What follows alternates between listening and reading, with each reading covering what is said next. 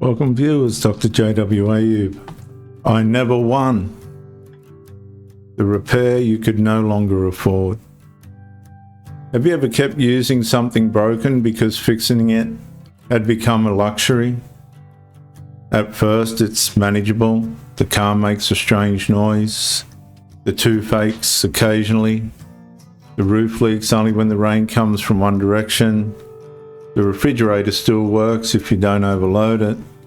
So you wait, not because you don't understand the problem, but because your bank account has already decided which problems you're ready to solve. You're only allowed to solve a minimum amount. That's the state that Australia's found itself in, middle lower class. Poverty doesn't always mean having nothing. Sometimes it means owing things you cannot no longer afford to maintain. The mechanic gives you the price, you say, I'll think about it, but you're not thinking, you're calculating.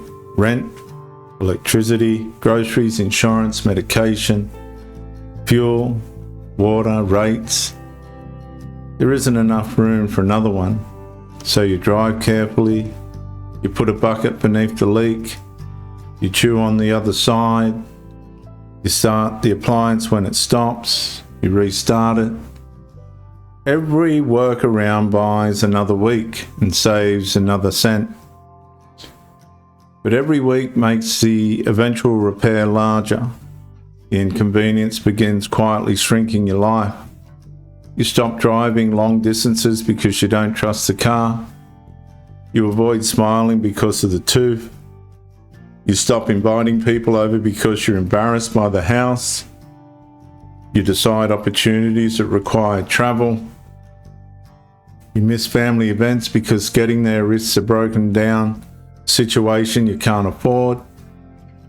One unrepaired thing begins causing losses somewhere else, and it continues to accumulate. It actually becomes bizarre. It feels like a curse. Then another thing breaks, another. The catastrophe multiplies, not dramatically, incrementally, until your life becomes organized around everything that might fail next. Eventually you realize you aren't maintaining what you've built anymore. You're managing its deterioration. And perhaps the cruelest moment comes when somebody casually says, why don't you just get it fixed? Because they can still imagine repair as a decision. But for you, that stopped months ago. Viewers, sometimes losing your life doesn't begin when everything breaks. It begins when you can no longer afford to stop anything from breaking any further. And that's why I never won.